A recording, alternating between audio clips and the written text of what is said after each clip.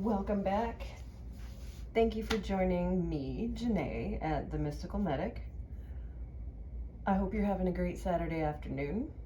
This is a pick a card reading, and these are oracle decks here, so take a moment, take a deep breath in through your nose, and hold it for 4 seconds.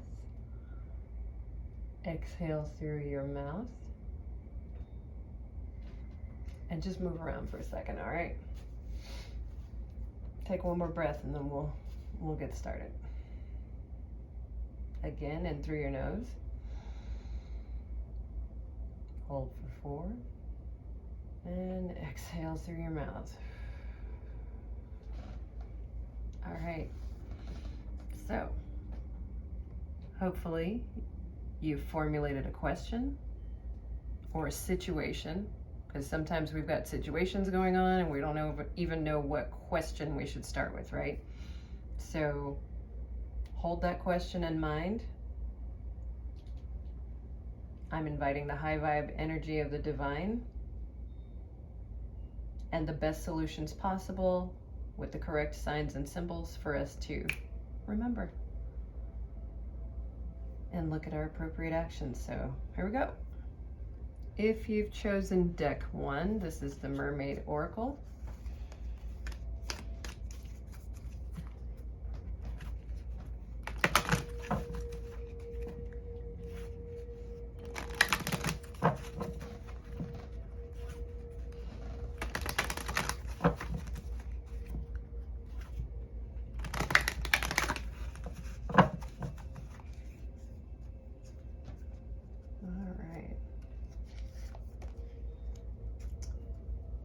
Divine sensuality and erotica.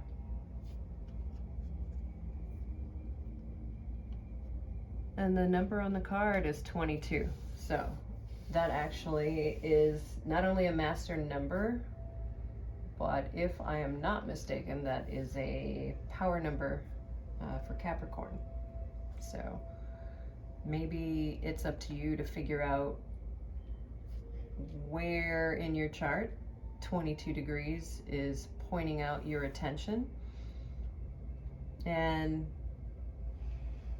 this does not always have to involve another person. Obviously that can be way fun either way, but right now this I'm picking up is about communication between you and the divine, about your inner creativity. Sorry, my daughter's in here too, so it's bring your child to work day. Anyway, when you are focused on your inner creativity and you're able to help your energy rise from not just second chakra obvious lovemaking energy, but that vital energy. If you've read anything into Ayurvedic medicine, you know about chakras. Second chakra is the pelvic basin ruled by Scorpio. And a lot of that Plutonian energy is not bad in the ways that people make it out to be. So right now you're being asked to be conscious with how you are processing your own energy internally, especially if your vitality has been taken a few hits this year, whether it's reproductive issues, whether it's just sharing energy with a partner or partners, for those who are polyamorous. How are you using your energetic currency in life?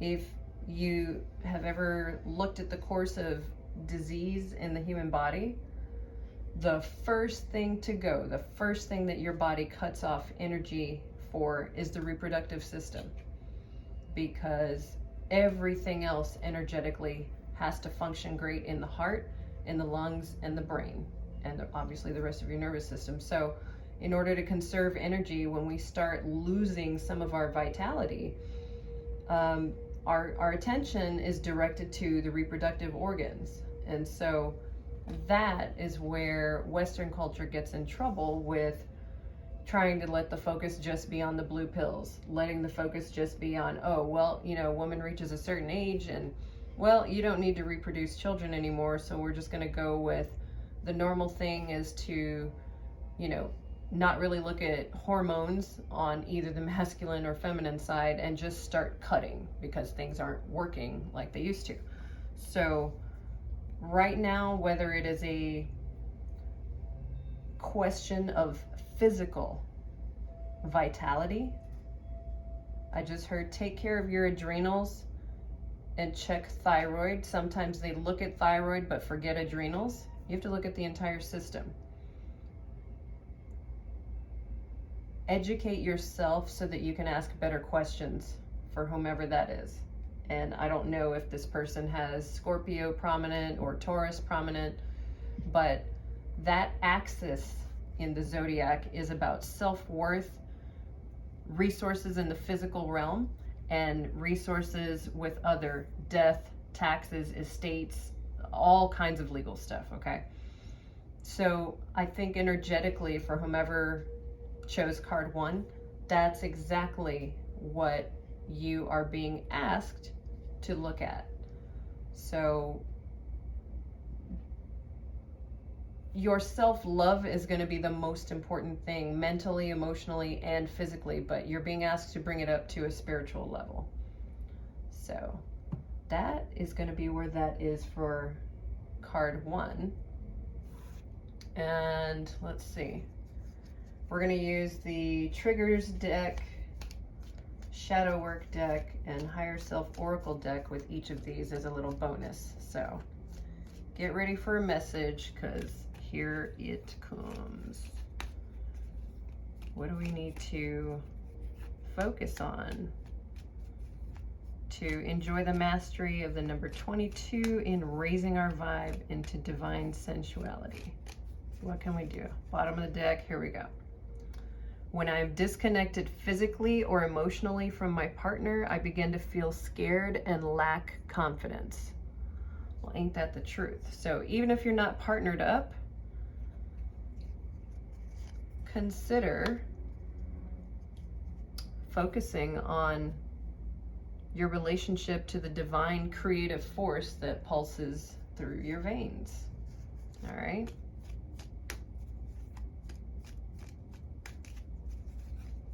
And I apologize, I'm probably gonna mess up this reading a bit today, but we're gonna flow with it, all right?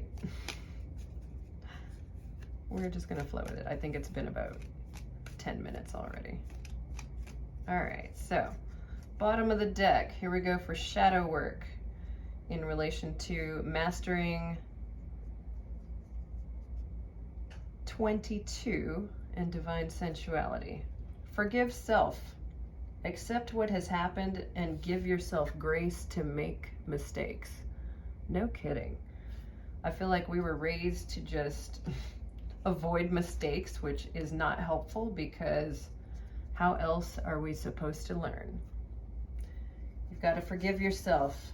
Forgive yourself for being triggered and being disconnected from your partner to where you feel scared and lack confidence. This is a huge self-love energy. So again, that second house Taurian energetics with self-worth and that Scorpio shared resources and partnership. You gotta build your richness from the inside out of self-worth. 1, 2, 3 on the clock. So do it in progressive steps. I love those kind of synchronicities, yes. Do it in progressive steps. Forgive yourself. You cannot forgive your partner for things or give grace until you forgive yourself. And instead of bottom of the deck, I'm just taking this one. It's okay to open up my heart more.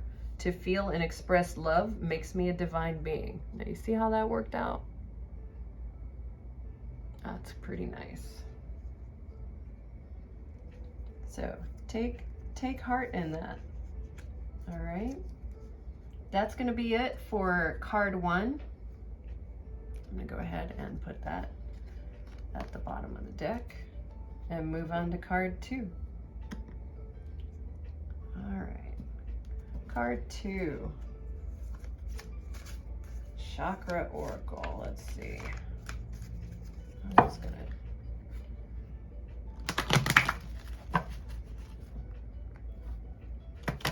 Ooh, they're flying.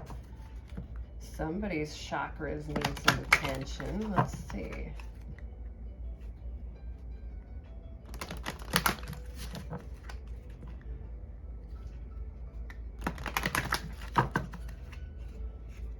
All right. Give me just a second. All right. Let's see. Here we go. Rebirth.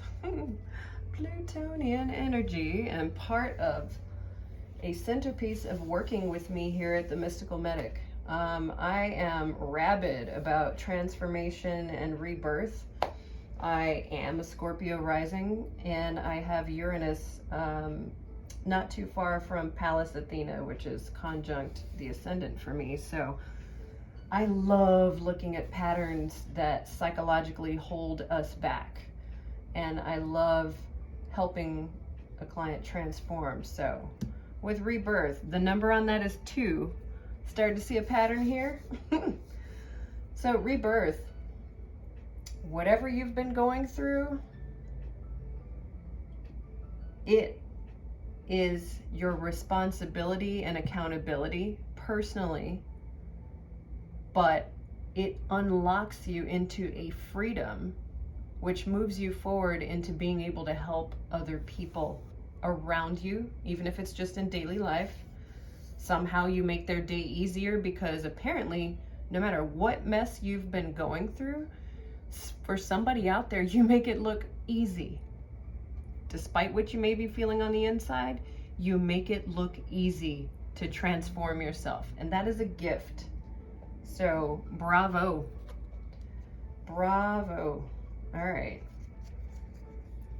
let's look at how, oops, okay, well, jumping out here, I guess for card 2 today, this is forget the bottom of the deck. All right, when I feel powerless, I will act in manipulative ways. Now that is the negative quality, and we all have it, but it is also prominent for those who have prominent Scorpio in their chart. And we're all human, so that's not a flogging. That's just, it is what it is, right? It is what it is. So going into a state of vulnerability and transparency, that came up in the previous reading that I just did for today, for Saturday. And nobody likes to feel powerless. And there's a lot of Piscean energy and Virgo energy lately. That is an axis of service, but those two signs tend to struggle with feeling powerless sometimes. And manipulation can happen with any sign. So I'm not saying that is just a Pisces or Virgo trait. Please do not misunderstand. I'm not even saying that's a Scorpio trait only, because I've met people that have done my chart and tried to make me feel bad about all the Scorpio in there. And I don't even have a stellium, but it's prominent and things are supportively speaking to each other in there. But I had to find that out. I stopped listening to other people. Hint, hint, Uranus. All right. So no cards flew out of here. We're using the bottom of the deck. And survey says demanding. When displayed, you are most likely making the other person feel inferior. Check your anxiety and depression. So when we feel powerless, part of that manipulation is to be completely demanding. We have an inner kid temper tantrum, really. Your inner kid will show you the way in letting you know what needs to be healed, where your inner kid needs you to step up.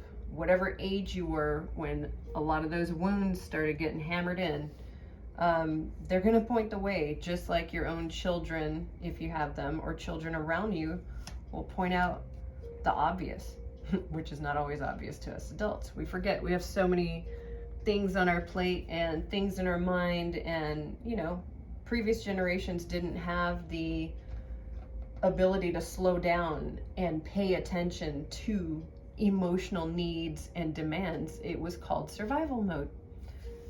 And I plan on doing a generational reading. I feel like Sundays and Mondays, part of that will be for ancestral readings. Actually, probably sometime between Saturdays, Sundays, and Mondays. Like those 3 days seem like really good, ripe times to display that.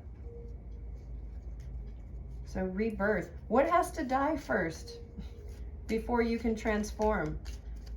You know, being a planetary death doula, helping somebody navigate the ways in which things need to change, because there's no room for stagnancy. And Plutonian energy is all about breaking things down. Scorpionic, Pluto-ruled energy is about breaking things down. And its co-ruler Mars, I mean, Mars is about taking that action, but you know, for every life impulse that is born in Aries, by the time it gets to Scorpio, it's time to break it down. It's time for things to die. It's time for things to decompose. Vulture energy is what I just heard as well. You know, a lot of people get grossed out because they are the they are the demolition experts in nature. And they're, wow, okay, we're gonna use that. Hold on a second. We're definitely going to use that. All right.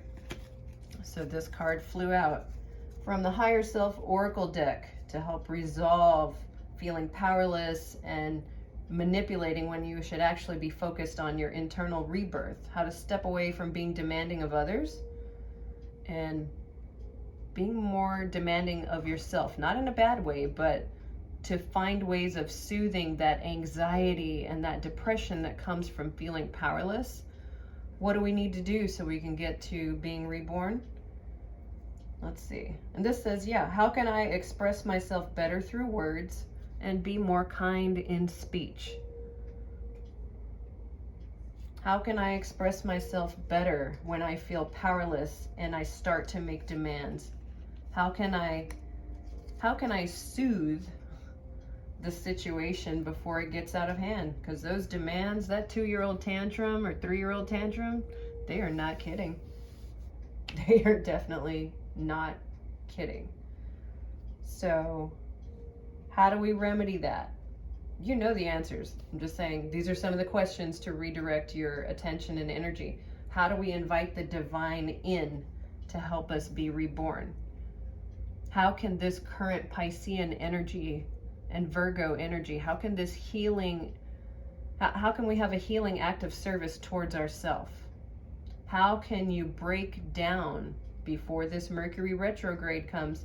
How can you start prepping for it to really use that time in a good way?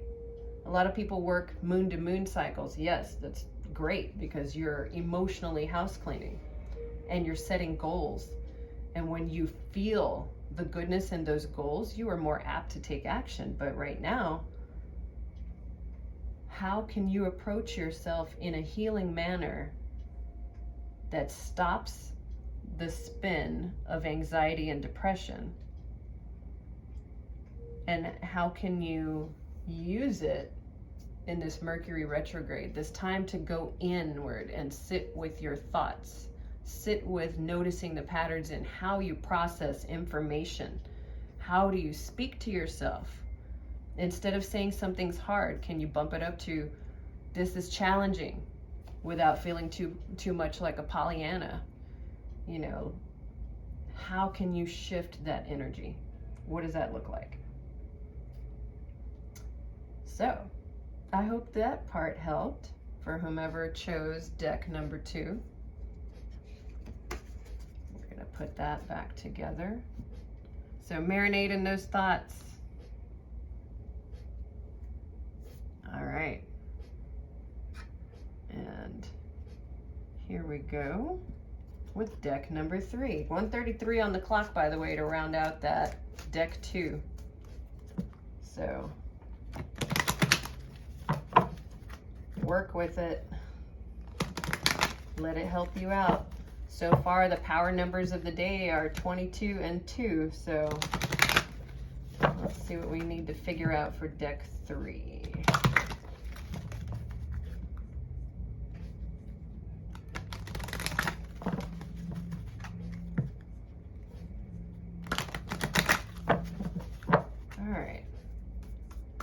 Inviting in the divine high vibe that we need. What are we looking at right now? All you need is love. Yep. First, from the highest vibe down to you, anchoring you into the earth and allowing you to marinate in that love before you even think of giving it to anybody else. And not giving it, you don't give love and leave nothing for yourself. That axis of service that Virgo and Pisces are in, you don't give away everything you have. Our culture has been so misdirected with that, making women feel like you're not a good woman or a good mother if you don't become a martyr. You're not a good partner or wife or spouse if you don't give everything to the other person. That kind of mess? No. That's the 15-year-old version of love sometimes. And I feel like we are spiritually owing it to ourselves to grow out of that and to know that you got to put your own oxygen mask on first. When you put your own oxygen mask on first, you help everybody on the plane after that. Okay? Please do that. Please do that. Oh my gosh.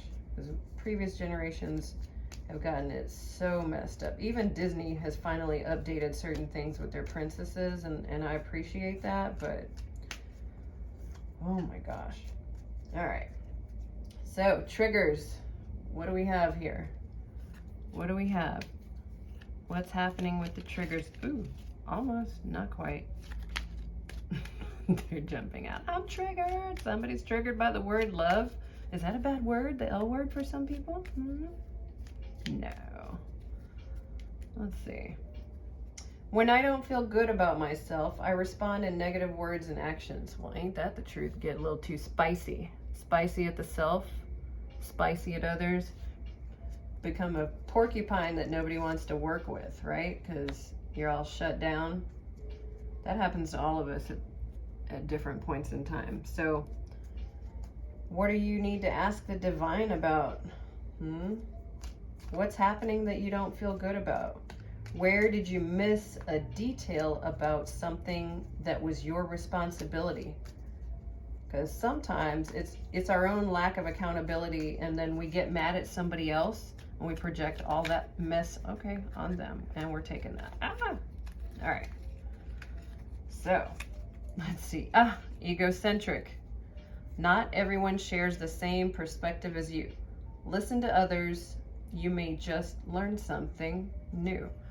Yep, I've had that real bad sometimes. And that actually, I've been asking you to have faith. Faith is represented by Sagittarian energy, 9th house, that faith, that higher mind philosophy. And sometimes, even though Jupiter rules that sign and it is very expansive and can be very spiritual, occasionally that turns into a dogmatic way of teaching. You know, Sagittarian energy is about the higher level education, university, college, all that kind of mastery. And sometimes that gets in the way. As much as they can expand on a point, get kind of dogmatic about it and forget that other people have different perspectives. So if you've been kind of dashed on the rocks, everybody doesn't seem to be listening, it's time for you to listen to other people and find perhaps another creative outlet, okay, for communicating, finding a platform. So I will enjoy the connections with people who love, cherish, and value me. Absolutely. Sometimes you also have to remember we can be surrounded by the wrong kind of crowd. And a lot of Sagittarians and Aquarians, Gemini, Leo, very social signs. However, sometimes you change and you don't fit the same group anymore, and that's okay. It just means now if you've been in a negative situation, I will say you need to cut those ties, cauterize them like a surgeon, and let them go with grace. Sometimes it doesn't deserve explanation because it's that bad. Sometimes it's just been obvious, right? And you finally asked for help, and you finally received the messages that you needed. And so with that in mind, I'm just gonna say, hang in there. Hang in there. Sometimes you need that solitude. So maybe this Mercury retrograde is about some of those people coming back around to try to influence whatever new things you're doing. Because sometimes it's a crabs in a bucket situation where, the people around you, they see you trying to get out of that bucket, and they're like, hey, how do you think you're different from the rest of us? And they will pull you back in. So energetically, even sometimes you just have to cut those ties, because that is the energy that is holding you back. It wasn't a high vibe of love. It was something that was more of a lust, or more of a situation that two people, one of them is about change, the other one isn't, and they have outgrown each other, and they've been walking away from each other energetically for a very long time because they each forgot how to nourish themselves and replenish. And so then the other person, you can't share things. You just can't. If you're not replenished, there's nothing left to share. So I feel like that is something to 141 on the clock. Somebody's pattern is 141. You are being asked to remember. I just heard also the number 6. So we have, that was 22, 2, and now we have 6. We're just going to pull it all together. And look at all of your patterns of love. Where in your body, where in your mind, and where in your emotions have you felt that you couldn't say good things about yourself, and therefore everything became about you, and you forgot to forgive yourself and give yourself the grace of getting out of the semantics of whatever tape was planted in about love, whatever was negative. Why do we need the negative patterns to prove a lack of worthiness, when actually it is something that is not just the social side of love, not the lighthearted, Gemini, and Gemini's ruled by Mercury. So it's an absolute value I'm asking you to look at. Gemini wants the choice. That Lover's card in tarot is about choosing. So what are you choosing that is so negative about yourself that you need to let it go? Where have you been so egocentric that it's time to step up and let go of that perception of unconditional love, meaning that you have to sucker punch yourself to show the other person how much you love them? That is not a definition of love, in my humble opinion. I always say unconditional love is pretty much between you and the divine. Humans need conditions. You can have unconditional love with your children up to a point. There's an accountability that has to happen eventually, but you're there to guide them through those other discomforts, so that they can stand on their own, and so that they know how to do it, that they know the positive patterns, that they understand, yes, before the age of 29 and 30, your frontal lobe is not fully developed, and it's not going to be cute for you to be egocentric in the world. people that feel disconnected because of how things come out of your mouth with a demand, they may not want to be around you anymore. So it's perfect for Mercury retrograde. It's perfect for this full moon coming up to get rid of the things that are not helping you build yourself as a better person. 1:44 and 31 seconds as I said that. So again, the stability, the fours, the Four of Love, that Four of Wands card, all of that stability is not a house built without work. So your foundation, yes, enjoy the connections with people who love, cherish, and value you.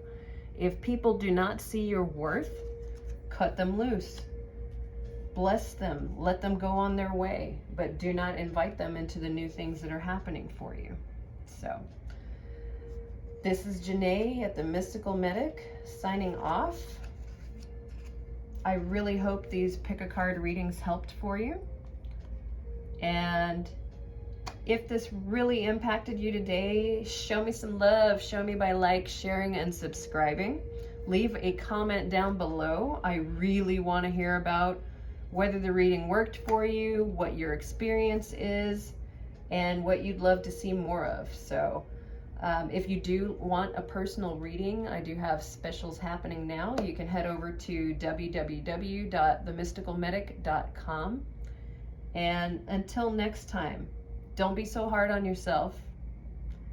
Give yourself as much grace as you need to replenish, and ask the divine for the assistance you need. And when you see the numbers 2, 22, or 6, or 141, or 22, I already said that, or 144, that's a reminder for this reading, and the reading is timeless. So until next time, much love and many blessings, and take care.